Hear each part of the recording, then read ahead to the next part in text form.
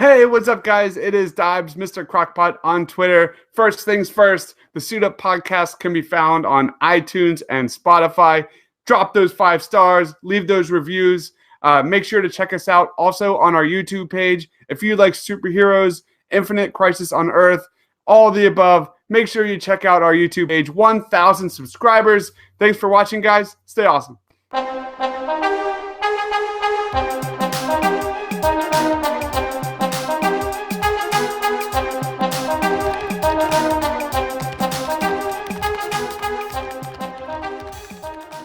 All right, guys, big day, big day, big day. If I had to make a list of my most anticipated shows of the year, you're talking Game of Thrones, you're talking His Dark Materials, you're talking The Witcher, and you're also talking Atypical. A little bit about me. I've been a behavior specialist. I've been working with children on the autism spectrum for over 10 years now. So obviously I am a huge, I've got a lot of heart with things like this.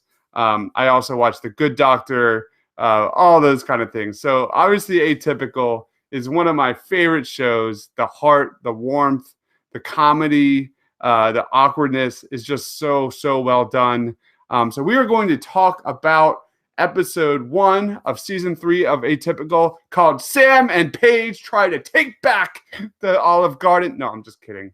It's actually called Best Laid Plans. It should have been called Take Back the Olive Garden.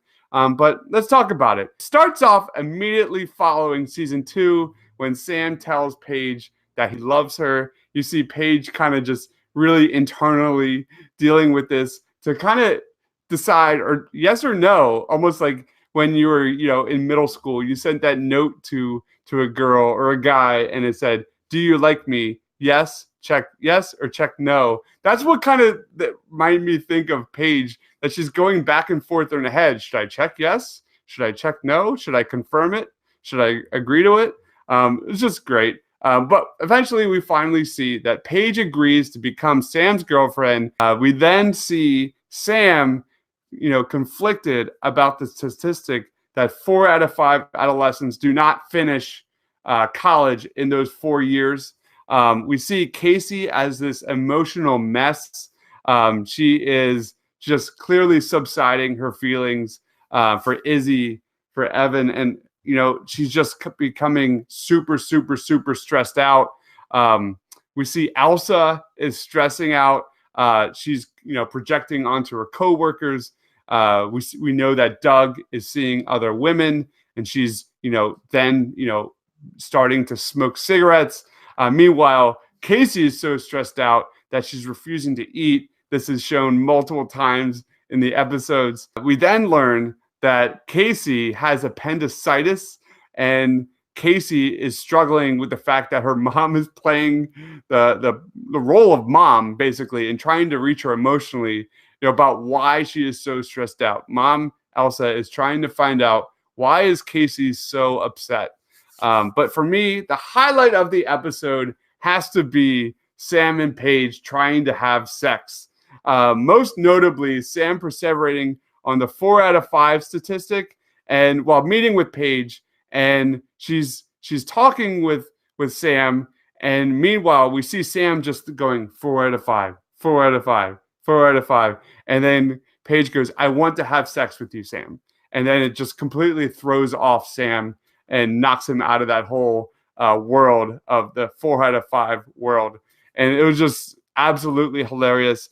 That was my highlight, which leads me to the second best part of this episode, and it has to be the dynamic between Sam and Casey. Clearly, this is going to be a big part of season 3 moving forward. We see Elsa questioning Casey, "Why are you so hard on Sam? Why do you have to be so hard on Sam?"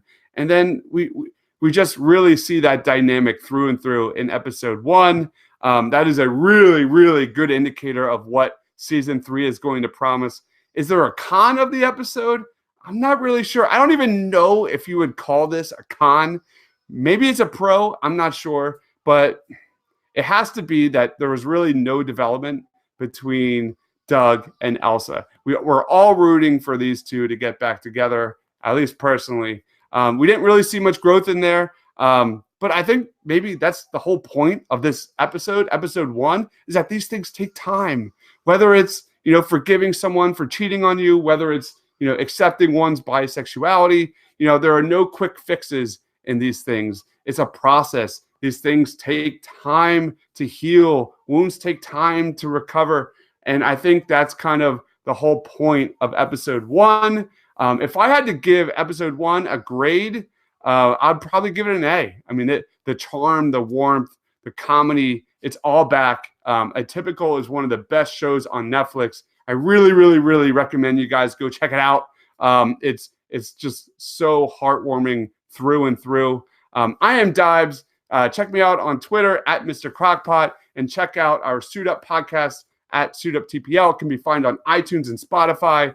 Drop those 5-star reviews. Thanks for watching, guys. I will be surely dropping my episode 2 review of Atypical. Love you guys. Stay awesome.